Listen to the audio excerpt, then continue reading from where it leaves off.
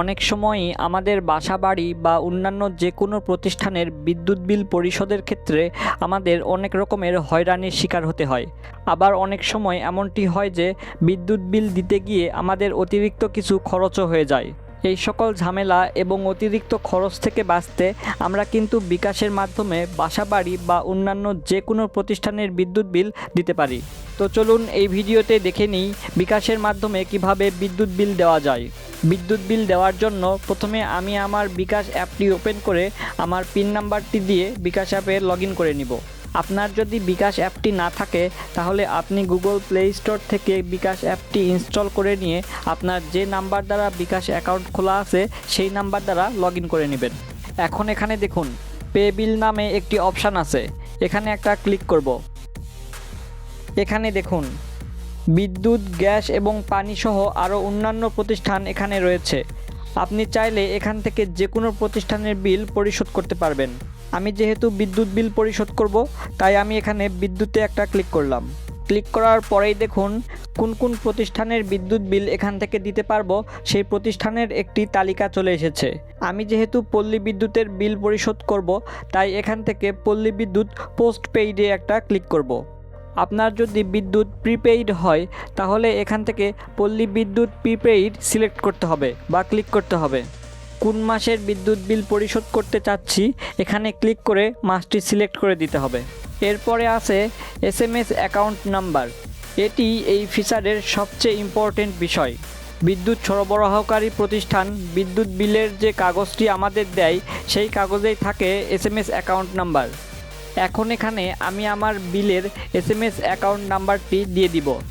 আপনি যদি আপনার বিলের SMS অ্যাকাউন্ট নাম্বারটি না জানেন তাহলে বিলের যে কাগজ আপনাকে দেওয়া হয়েছে সেই কাগজটি ভালোভাবে লক্ষ্য করুন।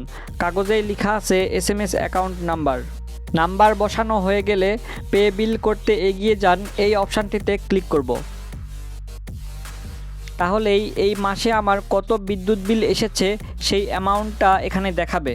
এরপরে পরের ধাপে যেতে ট্যাপ করুন, এই অপশানটিতে একটা ক্লিক করব। এখানে অ্যাকাউন্ট নাম্বার এবং বিলের পরিমাণ ঠিক আছে কিনা আরেকবার চেক করে নিব। নেওয়ার পরে এখানে পিন নাম্বারটি দিয়ে দিব। পিন নাম্বার দেওয়া হয়ে গেলে এই আইকনটিতে একটি ক্লিক করব, তারপরে এখানে ট্যাপ করে ধরে রাখব। তাহলেই বিলটি পরিশোধ হয়ে যাবে। এখন আমার কাছে একটি SMS আসবে। SMSটি যদি আমি ওপেন করি তাহলে এইরকম দেখুন এখানে বিল সাকসেসফুলিভাবে পেইড হয়ে গেছে সেই মর্মে একটি SMS এসেছে। আমি SMSটি ক্লোজ করলাম। দেন এখানে এসে এখানে পরবর্তী অপশানে ক্লিক করলে একটি রিসিট ডাউনলোডের অপশান আসবে। এখানে ক্লিক করে রিসিটটি ডাউনলোড করে নেব। আমি যদি ডাউনলোড করা রিসিটটা একটু ওপেন করি তাহলে দেখুন এইরকম একটি রিসিট আমি পেয়ে গেছি। এখন এই বিল নিয়ে আমার আর পরবর্তীতে কোনো রকমের ঝামেলা হবে না, কারণ আমি যে বিলটি পরিশোধ করেছি তার প্রমাণপত্র এখন আমার কাছে আছে। এই রিসিটটি ডাউনলোড করতে আপনার যদি মনে না থাকে তাহলেও কোনো সমস্যা নেই, পরবর্তীতে আবার এই রিসিটটি চাইলে ডাউনলোড করা যাবে। রিসিটটি পুনরায় ডাউনলোড করার জন্য বিকাশ অ্যাপে চলে আসতে হবে। এরপরে পে বিলে ক্লিক করতে হবে। তারপরে এখানে একটি অপশান আছে রিসিট অ্যান্ড টোকেন, এখানে একটা ক্লিক করতে হবে। তাহলেই বিকাশ থেকে পরিশোধ করা যে কোনো মাসের প্রমাণপত্র আপনি এখানে পেয়ে যাবেন। এখান থেকে আপনি চাইলে পূর্ববর্তী যে কোনো মাসের বিল পরিশোধের প্রমাণপত্র ডাউনলোড করে নিতে পারেন। দেখুন আমি এর আগে বিকাশ দ্বারা যতগুলো বিদ্যুৎ বিল পরিশোধ করেছি সেই সবগুলোর প্রমাণপত্র এখানে আছে। এইভাবে আপনিও চাইলে আপনার বাসাবাড়ি বা যে কোনো প্রতিষ্ঠানের বিদ্যুৎ বিল বিকাশের মাধ্যমে পরিশোধ করতে পারেন। আজকের ভিডিওটি এই পর্যন্তই। এতক্ষণ সাথে থাকার জন্য সবাইকে ধন্যবাদ।